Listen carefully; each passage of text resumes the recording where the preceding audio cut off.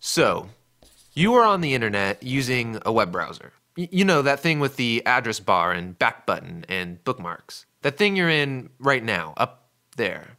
Yeah, that's your web browser. If you're like me, when you're on your computer, you spend something like, I don't know, 90% of your time on the internet in a browser. There's emails, chatting, you're reading news, watching videos, playing games, you're buying things, just to name a few. Which kind of makes the web browser the most important program on your computer. And if you think about it, it hasn't always been this way. You see, web browsers were first designed a long time ago with the old internet in mind. You know, back when it was slow and mainly just words with links that just send you to more words with links, back before all of these innovations. So some guys at Google asked, what if we redesigned the web browser from scratch with an eye towards the new web? You know, maps, video, and web apps that are a lot more dynamic. And so they created Chrome, a web browser that's crazy fast on today's internet. And it's sleek and more secure, but mostly it's really fast. I mean, my biggest question when I boot up my computer is how long till I get on the internet, right? I mean, if there isn't any internet, I might not even use my computer. Did you know that even the fastest computers will still take like 45 seconds to boot up? 45 seconds! You can make a sandwich in that time.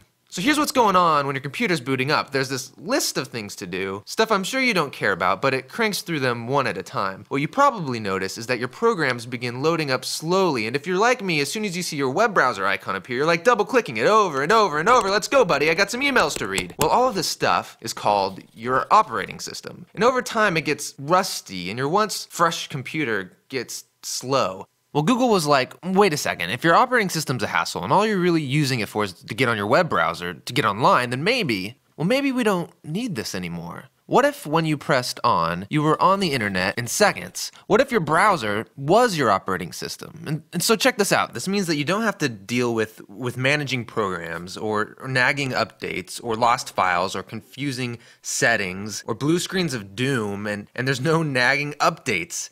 Just your browser. Which means you can still listen to music, you can watch movies, interact with friends, you're creating documents, you're playing games, you're writing your emails, you're doing all of this stuff that you were already doing on the internet. But here's the thing, none of this is stored on your computer. What? None of it, you ask? Yeah, none of it. Really nothing? Yeah, nothing is stored on your computer. Well, where is it? It's on the internet. You know, like when you access your emails from your computer and your phone. The email, it isn't stored on either device. So if everything's stored on the internet, then your phone, your computer, all of these devices are what people call stateless.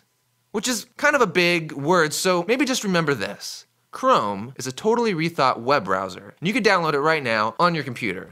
But Chrome OS is a totally rethought computer that lets you stop worrying about your computer so you could focus on the internet. Which is what most of us use our computers for nowadays anyways.